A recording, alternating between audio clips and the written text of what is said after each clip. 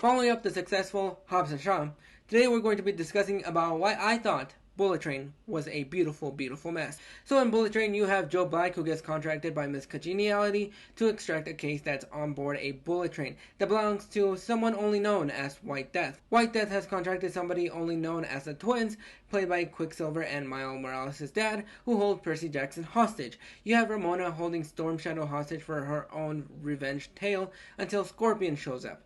Vanessa has her own personal vendetta against Joe Black. Oh yeah, and Bad Bunny shows up for about 5 minutes for his personal vendetta.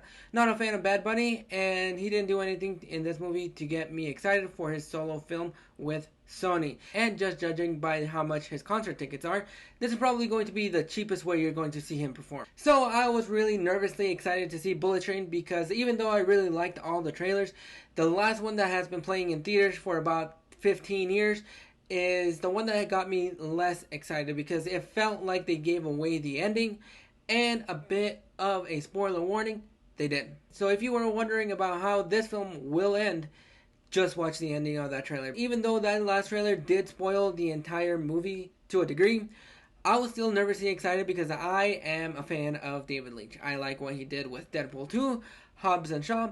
Wasn't that big a fan of Atomic Blonde, but it's been a minute since I've seen it, so I'm going to probably rewatch it in a little bit. Overall, I really like his little sense of style. He's a great stunt coordinator from the films that I've seen, and I really like the way that he helps his action.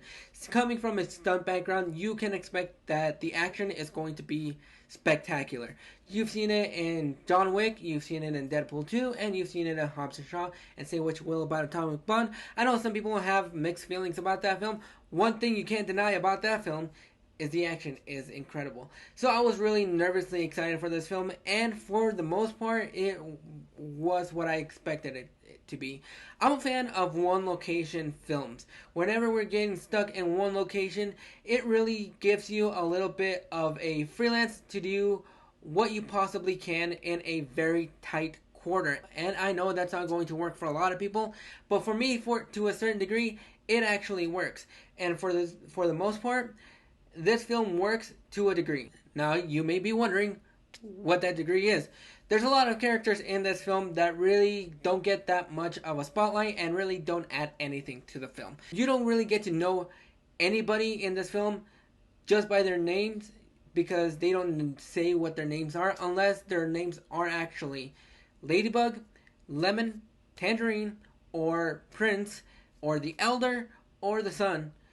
I'm pretty sure you're missing the Holy Spirit somewhere in there.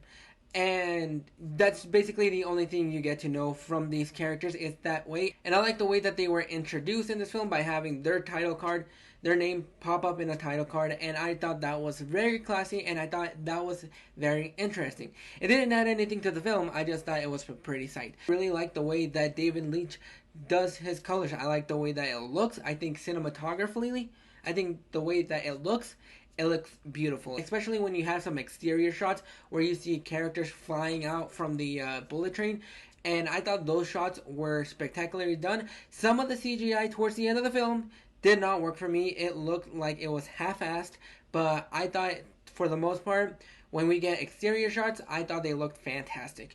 And it really does look beautiful because I really do think that even though this is a messy film, the way that David Leitch likes to shoot his films, I think it's very bright, it's very colorful, and I really enjoyed the presentation. And of course, coming from a stunt background, you're going to expect that the fight choreography looks spectacular to a degree. Because I think for the most part, there are moments when you're in a very tight quarter that sometimes the fight scenes really look a little shaky cam, a little handheld, and it really didn't work for me. But that is just a minor gripe because most of the action sequence that takes place on this train is very fun. It is very bloody as well. And you can expect that if you've seen Deadpool 2 or John Wick. I think to a degree, Atomic Blonde was bloody. But don't hold me to that because it's been a minute since I've seen it. But I really like the way he mostly shoots his fight choreography. It's not very up close, even though in this film it is very up close. And I really like the performances that everybody gives, even if their characters really didn't do anything for the film. But I really like the way that their names were popped up. That was really cool. and I really like most of the action sequences. Sometimes it was a little bit too front there, but I think for the most part it really did hold its own. I think the performances are great. Brad Pitt, you can tell, is having so much fun in this film because he knows what kind of film they're going for. I think everybody knows what kind of film they're going for. This is just a high octane action piece, and if you enjoy that, you're probably going to have a lot of fun. And everything that I have issues with isn't going to bother you as much because it is very action packed. There is an action sequence mostly every other scene because it is just hammers. It just gets you into the film, and I really enjoyed that. Some of the humor is a little bit hit and miss. Sometimes it feels a little too forced and it doesn't work for the tone that they're going for. But sometimes it does feel like that Saturday night cartoon humor that usually will work to a degree. This time around for me, it did not work. There were moments of comedy that really grinded my gears, and it really came to a screeching halt. And I'm like, okay, we don't need this kind of humor right here, but I get what you're going for. And I like the relationship that they built between Aaron Taylor Johnson and Brian Tyree Henry. They were perfect. I thought they had great chemistry. The banter between each other was fantastic, and you actually get to care about those two characters. And if the film revolved around those three characters, Brad Pitt, Aaron Taylor Johnson, and Brian Tyree Henry, I think the film would have flowed better, and I thought it would have had a very, very nice pace. However, you also get introduced by different people in this film. You have Joey King, that really didn't do much. Even though I liked her performance, I thought her character didn't need to be in the film. I like the way that they included Zazie Beetz in the film. However, she does nothing for the film. And you have Bad Bunny, who does nothing for this film. And that is where I say this film is a beautiful mess. There are some beautiful performances in this film, but it's so messy because you have so much going on in this film that it's hard to be contained to just one particular thing. And it just gets a lot messy. By the time that you get to the ending, it kind of feels like you need a palate cleanser.